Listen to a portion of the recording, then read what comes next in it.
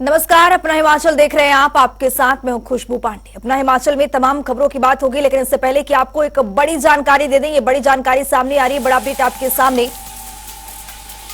बिजली बोर्ड कर्मचारियों का प्रदर्शन देखने को मिला है। बड़ी जानकारी, प्रदेश भर से बोर्ड मुख्यालय हाउस पहुंचे हैं कर्मचारी, तो वहीं पावर इंजीनियर कर्मचारियों ने यहां पर हड़ताल किया है। पेंशनर को यहां पर उन्होंने भी हल्ला बोल किया है। ये बड़ी और अहम जानकारी से आपको अपडेट करवा रहे हैं। सरकार के खिलाफ राजधानी शिमला में उन्होंने मोर्चा खोला है। ओपीएस और एमडी को हटाने की यहां पर मांग की गई है। बिजली बोर्ड कर्मचारियों का प्रदर्शन राजधानी शिमला में देखने को मिला है। प्रदेश भर से बोर्ड मुख्यालय पहुंचे हैं कर्मचारी, पावर इंजीनियर कर्मचारियों ने धरना दिया है।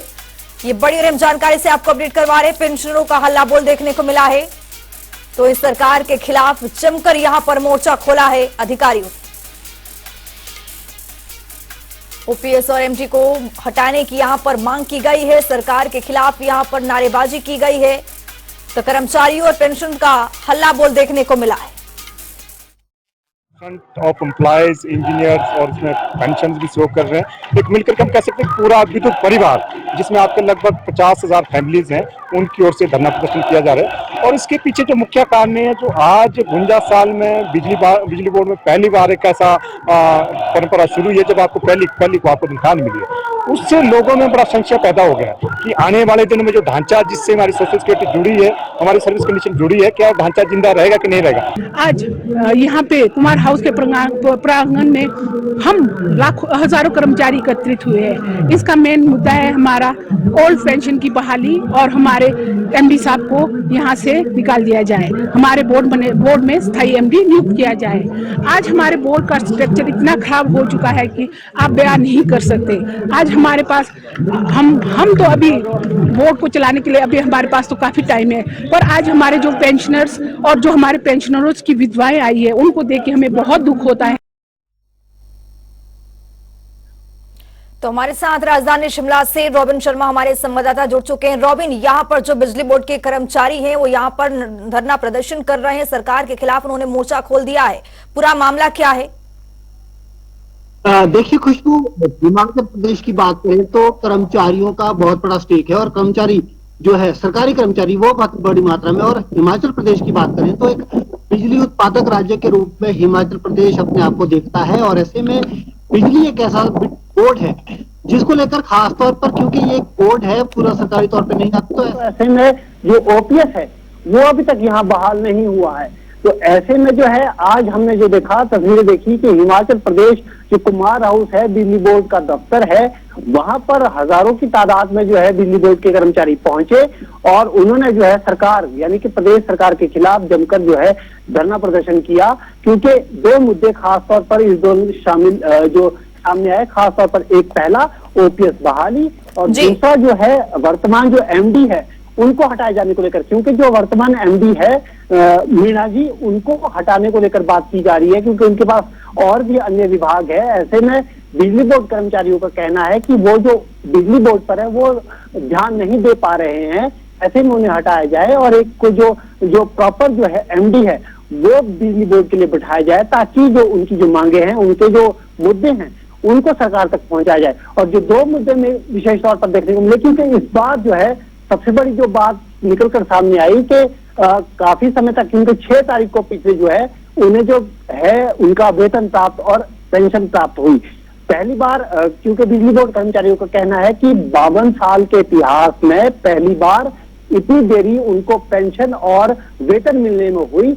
ऐसे में आगे इस तरह की किसी भी प्रकार की जो सिचुएशन है वो पैदा ना हो, इसको लेकर जो है वहां पर शिमला में, राजधानी शिमला में जो है बिजली बोर्ड के कर्मचारी जो है वो धरना प्रदर्शन करते हुए नजर आए। जी रॉबिन, जो ये ओपीएस का पूरा मामला है, कर्मचारी अधिकारी हमेशा से संघर्ष करते नजर आते हैं, क्योंकि कुछ दिन पहले भी धरना जारी रहा था। लेकिन क्या सरकार की ओर से इस पर क्या कुछ बातचीत करने के लिए निर्णय लिया जाता है? क्या प्रशासन की ओर से कोई आता है इनसे बात करने के लिए?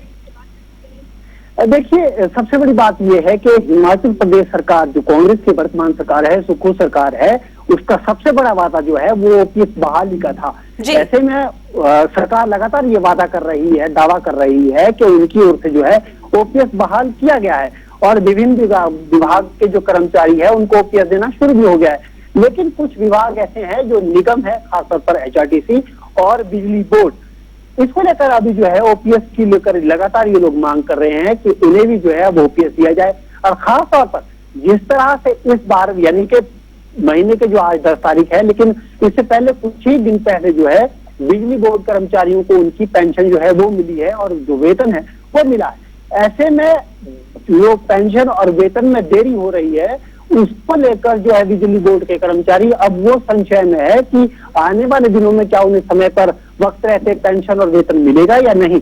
तो इस जो पूरा मामला है इसको लेकर जो है बिजली बोर्ड के कर्मचारी संशय में है और इसको लेकर ही धरना प्रदर्शन कर रहे हैं कि आने वाले समय में जो है उन्हें वक्त पर जो है पेंशन और वेतन मिल पाए।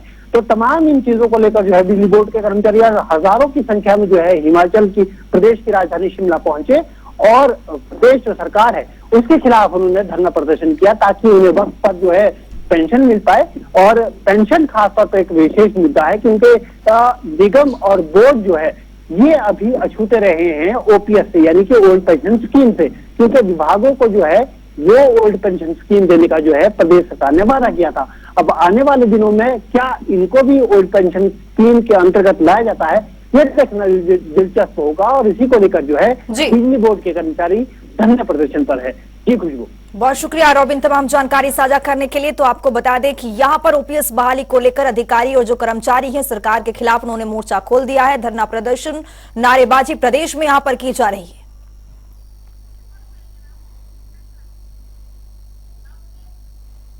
हिमाचल प्रदेश में आर्थिक संकट को लेकर बीजेपी और कांग्रेस में बयानबाजी लगातार जारी। कांग्रेस ने बीजेपी के पूर्व सरकार पर प्रदेश को कर्ज में डुबोने के आरोप लगा रहे हैं। तो वहीं बीते दिनों नेता प्रतिपक्ष जयराम ठाकुर कर्मचारियों को वेतन न देने पर सरकार पर निशाना साधा था। वहीं राजस्व मंत्री जगत सिंह नेगी ने इस पर पलटवार करते हुए कहा है कि पूर्व मुख्यमंत्री और नेता प्रतिपक्ष जयराम ठाकुर के पास केवल जुमलेबाजी करने का काम रह गया है और पूर्व की सरकार ने हिमाचल पर 75,000 करोड़ का कर्ज छोड़कर चले गए। जयराम जी तो अब ऐसा है कि उनके पास जुमलाबाजी के सिवाय काम नहीं है। 75,000 करोड़ का कर्जा वो छोड़ के गए, कर्मचारियों का 12,000 करोड़ अलग से छोड़ के गए। और आज अगर जो जितनी भी समस्याएं आर्थिक रूप को अगर लेके चले हैं तो ये डबल इंजन की सरकार के कारण हुआ है। अगर इन्होंने वित्तीय प्रबंधन ठीक किया होता, केंद्र की जो डबल सरकार वाली बात कर रहे थे डबल इंजन का, या एम्प्लॉयज का जो देनदारियां ये अगर देके जाते तो उस किस्म की परिस्थितियां नहीं आती। परंतु इन परिस्थितियों के बावजूद जो है कांग्रेस सरकार जो है सभी किस्म के वादे पूरे कर रहे हैं और कर्मचारियों का सबसे बड़ा जो है पेंशन योजना जो है हमने लागू कर दिया, पुरानी पेंशन योजना। भाजपा अपने हिसाब से जो भी तैयारी करे उससे हमें कोई लेना नहीं है। कांग्रेस पार्टी की सरकार जब बनी उसके बाद हम लोग तो जो है जनता के बीच में ही है और इस बार जो प्राकृतिक आपदाएं आई लगातार पिछले कई महीनों से हम लोग जनता के बीच में है। हिमाचल के तकनीकी शिक्षा मंत्री राजेश धर्माणी ने संडयार और छत्त पंचायत में आयोजित कार्यक्रम में बतौर मुख्य अतिथि के रूप में शिरकत की है, जिसमें उन्होंने कहा है कि युवाओं को रोजगार देने के लिए बाजार उद्योग की आवश्यकताओं को पूरा करने के लिए राज्य में मौजूदा तकनीकी और व्यावसायिक शिक्षा और प्रशिक्षण संस्थान को और अधिक सुदृढ़ किया जाएगा। सरकारी क्षेत्र में 4 इंजीनियरिंग कॉलेज हैं, हर जिले के अंदर पॉलिटेक्निक हैं, 150 के करीब ITI हैं और NIT है, IIT है, IIIT है। जहां हमने इनके साथ समन्वय बनाते हुए काम करना है, वहां सबसे महत्वपूर्ण है कि उनसे भी आगे बढ़कर है वो है कौशल विकास का, स्किल डेवलपमेंट का। हम वोकेशनल ट्रेनिंग दें, जो इंडस्ट्री में जिस तरह की जरूरत है उस तरह के बच्चों को ट्रेन करें और इसमें हर तरह की, चाहे वो एग्रीकल्चर है, हॉर्टिकल्चर है, हमारा इंडस्ट्रियल कोई एक्टिविटी है, सॉफ्ट स्किल्स हैं, कम्युनिकेशन स्किल्स हैं, कोई लैंग्वेज सीखनी है, हर तरह की प्रशिक्षण जो है उसमें दिया जा सकता है। रामलला विग्रह स्थापना के मौके पर 22 जनवरी को हिमाचल प्रदेश भाजपा मंदिरों में सफाई अभियान चलाएगी। राजीव बिंदल ने बताया है कि 22 जनवरी को बीजेपी के कार्यकर्ता मंदिरों में सफाई अभियान चलाएंगे। राजीव बिंदल ने बताया है कि यह अभियान बीजेपी के ध्वज और पटकों के बगैर किया जाएगा। 22 तारीख को अपने गांव में, अपने मोहल्ले में, अपने पड़ोस में जो मंदिर है उसमें भजन कीर्तन यज्ञ, उसमें भंडारा और लाइव टेलीकास्ट देखने का जो काम राम भक्त लोगों ने अपने हाथ में लिया है, उसमें भारतीय जनता पार्टी के समस्त कार्यकर्ता तन मन धन से अपनी भूमिका निभाएं, ऐसा हमारी अपेक्षा है। पांवटा साहिब में परिवहन विभाग कुंभकर्ण के नींद सो रहा है। पांवटा बस स्टैंड की हालत बद से बदतर हो गई, जिससे रोजाना यात्रियों को परेशानियों का सामना करना पड़ता है। इतना ही नहीं बल्कि बस के चालक और परिचालक के लिए बने शौचालय कई सालों से बंद पड़े हैं। ग्राउंड पर जनता टीवी की टीम पहुंची तो पता चला कि पूर्व ऊर्जा मंत्री सुखराम चौधरी ने नए बस स्टैंड भवन का श्री गणेश करवाया था, लेकिन 2 साल बीत जाने के बावजूद भी चालक और परिचालक के लिए बने शौचालय में ताले लटक रहे हैं। वहीं यात्रियों के लिए भी कोई सुविधा उपलब्ध वहां पर नहीं है। इसमें मेरे पास शिकायत लोगों की आई है। ऊर्जा मंत्री जी ने इसका बड़े लानत भालने में जल्दी से इसका उद्घाटन कर दिया और ठेकेदार भी जो दिया उसने ना तो इसमें जो मटेरियल लगता वो ढंग से लगाया, छतें लीक हो रही हैं उसकी, शौचालय अभी तक नहीं खुले। मेरे पास शिकायत आई है, ये उनके टाइम का काम है, इसको एक्शन को बोल के इसको जल्दी से जल्दी इसको ठीक करेंगे। चुनाव के लिए हमने जोन वाइज हमने मीटिंगें स्टार्ट कर दी हैं और यूथ की आज मीटिंग थी, उन्होंने भी जोन के अध्यक्ष अपने बना दिए हैं। वो भी यूथ भी अपनी तरफ से जोन के अध्यक्षों के साथ काम करेगा। जहाँ तक हमारे लेडीज विंग का सवाल है, उन्होंने भी अपने काम शुरू कर दिया, वो भी अपने इसमें तैयारी में लगे। चंबा के राजकीय आदर्श वरिष्ठ माध्यमिक विद्यालय में वार्षिक पारितोषिक वितरण समारोह का आयोजन किया गया, जिसमें विधानसभा अध्यक्ष कुलदीप सिंह पठानिया ने मुख्य अतिथि के रूप में शिरकत की। कार्यक्रम में विद्यार्थियों को उनके उज्जवल भविष्य की शुभकामनाएं देते हुए कुलदीप सिंह पठानिया ने कहा कि इस क्षेत्र से अपनी मेहनत के बल पर कई उच्च अधिकारियों ने प्रदेश का नाम रोशन किया है। विद्यार्थियों को ऐसे सफल व्यक्तियों के जीवन से प्रेरणा अवश्य लेनी चाहिए। वहीं विधानसभा अध्यक्ष ने स्कूल भवन के निर्माण को लेकर आवश्यक धनराशि उपलब्ध करवाने के साथ साथ खेल मैदान का निर्माण कराने का आश्वासन भी दिया है। कोर्ट क्योंकि बड़ा ग्राउंड तो है नहीं, नीचे है ग्राउंड, उसको भी मेंटेन करेंगे। जो आपका टूंडी का नीचे का ग्राउंड है उसको बढ़िया ग्राउंड बनाएंगे और खेल कूद के लिए, स्कूल के लिए या जो यूथ है सब के लिए वो यूज हो सकता है। तो अभी तो जो बास्केटबॉल का जो कोर्ट है यानी बास्केटबॉल की जो फील्ड है वो कहाँ बनानी है आपने? नीचे बननी है, तो ये मैं मंजूर कर रहा हूं और बास्केटबॉल के दोनों फाइबर बोर्ड जो है मैं आपको उपलब्ध करा दूंगा। लाहौल में इस समय जबरदस्त शीतलहरी का प्रकोप देखने को मिल रहा है। यहाँ नदी नाले झरने रास्ते पहाड़ हर तरफ सिर्फ बर्फ ही बर्फ नजर आ रही है। बहते नाले हो या पहाड़ से गिरते झरने या फिर टपकती पानी की बूंदे, सब मोटे कठोर बर्फ में तब्दील हो चुकी हैं। इस रिपोर्ट को देखिए। हिमाचल प्रदेश में लगातार तापमान गिरने से ठंड बढ़ती जा रही है, तो वहीं हिमाचल के जनजातीय जिले लाहौल स्पीति में भी कड़ाके की ठंड अपना कहर बरपा रही है। ये तस्वीर हर किसी को जन्नत से कम नजर नहीं आएगी, लेकिन यहाँ सर्दी का सितम शुरू हो गया है। पारा -15 डिग्री तक लुढ़क चुका है। सड़क मार्ग बर्फबारी के कारण बंद हो चुके हैं। लाहौल घाटी में सुबह और शाम के समय तापमान माइनस में जाने के चलते लोगों की भी मुश्किलें बढ़ गई हैं। हालांकि दोपहर के समय धूप खिलने से लोगों को थोड़ी राहत मिलती है, लेकिन सुबह और शाम कड़ाके की ठंड के चलते लोग अपने घरों में ही दुबकने को मजबूर हो गए हैं। घाटी में पड़ रही भीषण ठंड से प्राकृतिक पेयजल स्रोत भी जम गए हैं। जिले की सारी पानी की पाइप जम चुकी हैं, जिसके चलते अब पानी का संकट गहराने लगा है। इस बार लाहौल स्पीति में बर्फबारी अभी तक नहीं हुई है। हालांकि अमूमन जो है इस वक्त तक 2-2.5 फुट तक बर्फबारी पड़ जाती थी। बर्फबारी नहीं पड़ने से इस बार बहुत खुश्क ठंड, कड़ाके की ठंड लाहौल में है। इस कारण जो है टॉयलेट्स हो गए, नलके, झरने सब जम गए हैं। ठंड के कारण हम लोगों को मतलब बाहर निकलने में बड़ी दिक्कत हो रही है। दिन के समय धूप में भी तपिश बहुत कम है। इस बार जो है लाहौल में न्यूनतम तापमान जो है -15 डिग्री तक नीचे लुढ़क गया है, लेकिन कोकसर जैसे है, लोसर है, जो हाइट पे गांव है, वहां तो -20 से 25 तक डिग्री नीचे चला गया है। लाहौल के जिला मुख्यालय केलांग में तापमान -9 से -10 डिग्री तक जा रहा है, जबकि ऊपरी इलाकों का तो और बुरा हाल है। लाहौल के कई ऊपरी इलाकों में तापमान -15 से -20 डिग्री पहुंच रहा है। हालांकि दिन के समय धूप खिलने के बाद तापमान में थोड़ी बढ़ोतरी होती है, लेकिन दिन भर चलने वाली सर्द हवाओं से लोगों की मुश्किलें बढ़ जाती हैं। आजकल लाहौल घाटी में ठंड अत्यधिक हो गई है, क्योंकि सुबह शाम टेम्परेचर बहुत डाउन होने के कारण टेम्परेचर -15 तक पहुंच गई है, जिस कारण से हमें बहुत समस्या आ रही है। सुबह देखें तो धूप बहुत लेट निकलती है और बहुत तेज़ हवा चलती है, जिस कारण से जो हमारे वाटर के जो पाइपलाइंस है, वो जो प्राकृतिक जो जल स्रोत है वो भी सूखने लगी है, जिस कारण से मवेशियों के साथ साथ लोगों को भी पानी की बहुत दिक्कत आ रही है और ठंड बहुत ज़्यादा बढ़ गई है। सुबह शाम की बात करें तो क्योंकि बर्फबारी हुई नहीं है, जिस कारण से ठंड अत्यधिक हो गई है। लाहौल में बहने वाली चंद्रभागा नदी भी कई स्थानों पर जम गई है।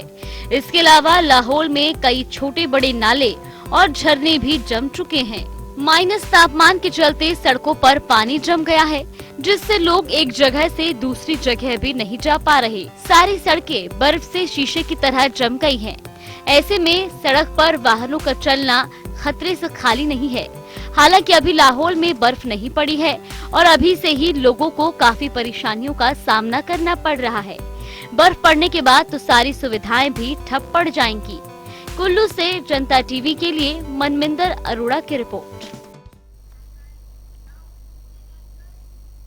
सोलन के अस्पताल में इन दिनों कंप्यूटराइज्ड पर्ची के साथ साथ मरीजों की मैनुअल पर्ची भी स्वास्थ्य विभाग बना रहा है।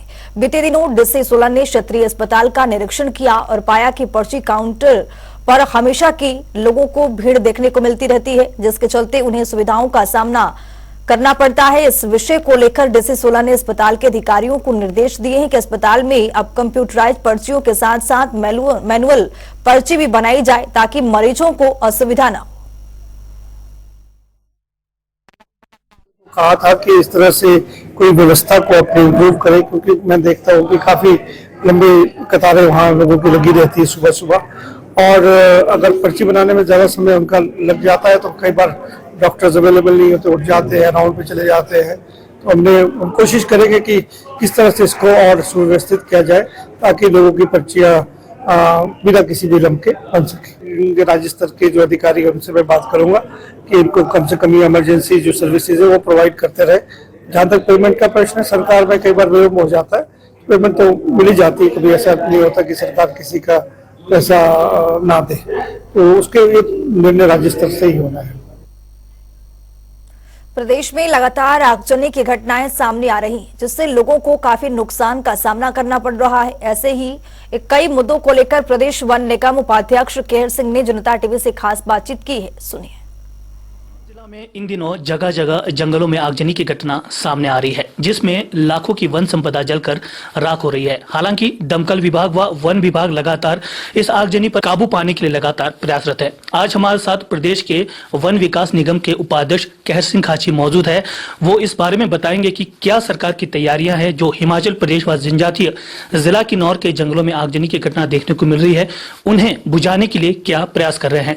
आपका जनता टीवी में स्वागत है केहर सिंह खाची जी। अब जिला किन्नौर के जंगलों में इन दिनों जो है आगजनी की घटना सामने आ रही है, जिसमें लाखों की वन संपदा जलकर राख हो रही है, तो इस आगजनी पर काबू पाने के लिए प्रदेश सरकार किस प्रकार से जो है कदम उठा रही है? सबसे पहले तो धन्यवाद आपके चैनल का, जिस तरह आपने आगजनी की बात की है, इस पर जो है सरकार बहुत ही गंभीरता से काम कर रही है। और हमने अपने विभाग और पुलिस विभाग और जो फायर वाले विभाग है उनको आदेश दिए है कि जहां भी इस तरह की घटना घट रही है उस पर तुरंत काबू पाए। साथ ही साथ हमने ये निर्णय लिया कि हम इस व्यवस्था को किस तरह परिवर्तन करें, ताकि दूर दराज इलाके में जो जंगल पर आग का प्रकोप पड़ता है उसको किस तरह बचाया जा सके। तो हमने निर्णय लिया है कि हम ड्रोन्स और अन्य पाइप सिस्टम से भी जहां जहां पर हमारे को पानी की व्यवस्था है उस पर भी हम अपना एक्सपेरिमेंट प्रयोग कर रहे हैं ताकि आने वाले समय में कोई इस तरह की घटना ना घटे। सर, प्रदेश के पूर्व वन निगम उपाध्यक्ष सूरत नेगी ने आरोप लगाए हैं कि किन्नौर जिला के वन डिपो में जो है लकड़ी की कमी है, जिसके चलते लोगों को परेशानियों का सामना करना पड़ रहा है। क्या कहेंगे सर इस पर? देखो, सूरत नेगी जी ज्यादा मैं टिप्पणी नहीं करना चाहता क्योंकि वो अपना समय देखे कि उनके समय में कितनी लकड़ी आए। जहां तक कि अभी 1 साल हमारी सरकार को बनकर आई तो पहली बार इतनी तादाद में लकड़ी डिपो पर पहुंची, जिसका निरीक्षण मैंने स्वयं किया है। हमारे पास पूरे जनजातीय क्षेत्र का यहाँ पर आंकड़ा बना है। जो रिक्वायरमेंट आई थी हमारे पास वो 26,700 क्विंटल की आई थी जनजातीय क्षेत्र में, जिसके एवज में हमने 24,126 क्विंटल जो है हर डिपो पे भेज दी गई है। और कहीं से भी कोई कंप्लेंट नहीं आई, बल्कि कई डिपो से तो इस तरह की भी हमारे को इन्फॉर्मेशन आई कि हमारे पास लकड़ी पर्याप्त है, इससे ज्यादा लकड़ी हमें ना भेजी जाए। इस तरह से 90% लकड़ी पहला इतिहास रचा है हमारी सरकार ने, जो 90% बर्फ पड़ने से पहले हमने जगह जगह पर जनजातीय क्षेत्र में लकड़ी पहुंचाई है। सर, आगामी लोकसभा चुनावों के मद्देनजर हिमाचल कांग्रेस की किस तरह से तैयारियां, खासकर आप शिमला और जो जनजातीय जिला किन्नौर का जो विधानसभा क्षेत्र है आपके पास है और आप इसके प्रभारी है, तो किस प्रकार की जो है तैयारियां हैं? देखो, हम ब्लॉक लेवल पे और जिला लेवल पे और प्रदेश स्तर पर पूरे इसकी तैयारियों पे जुट पड़े हैं और हर जगह पर आम सभा बुलाई जा रही है कार्यकर्ता की, ताकि हम एक ऐसे सशक्त उम्मीदवारों को उतारे जो जीतने की क्षमता रखे। तो इस पर विचार किया जा रहा है। अवश्य ये मैं इतनी दावे से कह सकता हूँ, जिस तरह व्यवस्था परिवर्तन चला है हमारी सरकार का, जिस तरह गरीब जनता भी धर्मशाला में हमारी रैली हुई थी, तो जब वहाँ पर जो जनता का उमड़ा हुआ सैलाब जो देखा जाता है तो इससे ये प्रतीत होता है कि आम जनता और गरीब लोग जो है वो कांग्रेस को देख रही है और आने वाले समय में आप देखेंगे 4 सीटें हम जीत कर लाएंगे। बहुत बहुत धन्यवाद। ये थे हमारे साथ प्रदेश के वन निगम उपाध्यक्ष केर सिंह खाची। इनका कहना है कि जनजातीय जिला किन्नौर व हिमाचल प्रदेश के अन्य जंगलों में जो आगजनी की घटना देखने को मिल रही है उस पर काबू पाने के लिए प्रदेश सरकार लगातार प्रयास है। इसके अलावा जनजातीय जिला किन्नौर के वन डिपो में लकड़ी जो है बालन लकड़ी पूरी तरह उपलब्ध है और प्रदेश कांग्रेस जो है लोकसभा चुनावों को लेकर भी पूरी तैयारियां कर रही है। जनता टीवी के लिए किन्नौर से अनिल नेगी। 22 जनवरी को अयोध्या के राम मंदिर में प्राण प्रतिष्ठा का कार्यक्रम होने जा रहा है, जिसको लेकर पूरे देश में निमंत्रण पत्र दिए जा रहे हैं। इसी कड़ी में हिमाचल प्रदेश में भी कई लोगों को निमंत्रण दिए गए हैं। विश्व हिंदू परिषद के प्रांत सह मंत्री अधिवक्ता तुषार डोगरा ने बताया है कि श्री राम जन्मभूमि तीर्थ क्षेत्र अयोध्या से हिमाचल प्रदेश के 52 संतों को निमंत्रण पत्र भेजे गए हैं, जिनमें से बिलासपुर के 6 संतों को भी अयोध्या जाने का निमंत्रण पत्र दिया गया है। इसी सिलसिले में राजेंद्र गिरी और अन्य संतों को प्राण प्रतिष्ठा कार्यक्रम के निमंत्रण को दिया गया है। इस निमंत्रण पत्र को उन्होंने स्वीकार किया है और कार्यक्रम में सम्मिलित होने की स्वीकृति दी गई है। अपने पूरे हिमाचल प्रदेश के 52 संतों को श्री राम जन्मभूमि अयोध्या तीर्थ क्षेत्र न्यास की तरफ से निमंत्रण पत्र भेजे गए थे, जो हिमाचल प्रदेश के विभिन्न जिलों से ताल्लुक रखते हैं। उन्हें जिला के अनुसार उनके स्थानों के ऊपर भेजा गया है। वहां पर विश्व हिंदू परिषद की टीम वहां पर जाकर उन्हें निमंत्रण पत्र दे रही है। इसी सिलसिले में बिलासपुर जिला में 6 संत ऐसे थे जिन्हें तीर्थ क्षेत्र के द्वारा निमंत्रण पत्र भेजा गया है। उसी अनुसार उन्हें भी सभी को निमंत्रण व्यक्तिगत तौर पर जाकर दिए गए हैं कि 22 तारीख के जो होने वाले भव्य कार्यक्रम, जो 500 वर्षों के बाद जो एक राष्ट्र मंदिर बन रहा है, ये राम मंदिर नहीं राष्ट्र मंदिर है, जो बहुत लंबे समय के संघर्ष के अंतराल के बाद विजय का परिणाम है, उस परिणाम के लिए वहां पर वो पहुंचेंगे, जिसमें बिलासपुर से श्री कमला दास जी, आदरणीय राधिका दास जी, राजेंद्र गिरी जी, केवल गिरी जी, रूपेश्वर गिरी जी और माधव गिरी जी को ये निमंत्रण पत्र वहां से भेजे गए थे और इन निमंत्रण पत्रों को उन्हें विस्तृत तौर के ऊपर भेजा गया है। अपना हिमाचल में मेरे साथ इतना ही। नमस्कार।